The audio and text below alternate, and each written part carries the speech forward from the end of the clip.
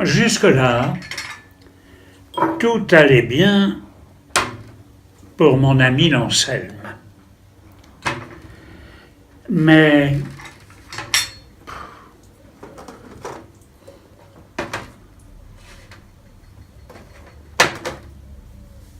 ces derniers jours, son poisson rouge n'arrête pas de tourner en rond.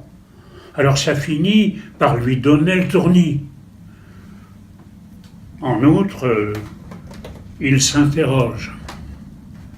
L'animal est-il souffrant?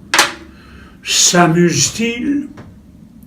Ou plus simplement se moque-t-il effrontément de lui? Il se perd en conjectures.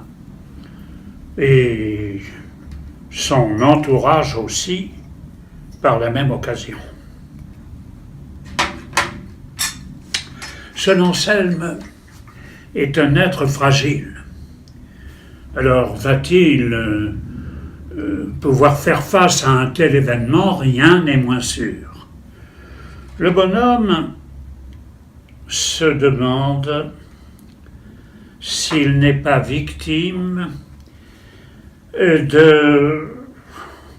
du comportement en quelque sorte malsain de sa femme de ménage.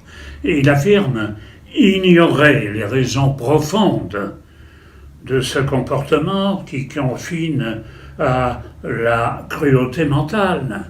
C'est troublant. N'aurait-elle pas, subrepticement bien sûr, versé quelques gouttes d'alcool dans l'eau du récipient où vit l'innocent vertébré aquatique? Dans l'idée de le saouler pour l'empêcher de nager droit. Ceci, naturellement, dans l'intention évidente de saper le moral de ce pauvre Anselme, qui pourtant a accepté sans hésitation aucune de la déclarer au Césu. Hypothèse d'autant plus crédible que l'atteinte du brave Carassin vire au cramoisi. Une vraie tête d'ivrogne, agrémentée d'un regard vaguement et parfois même méchamment vitreux. Pourvu qu'il ne s'agisse pas d'un alcoolique de type maniaco-agressif. Il ne manquerait plus que ça.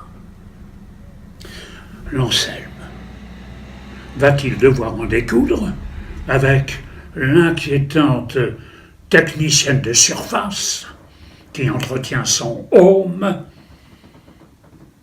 et dont le profil, pour tout vous dire, me fait irrésistiblement penser à un poisson-chat.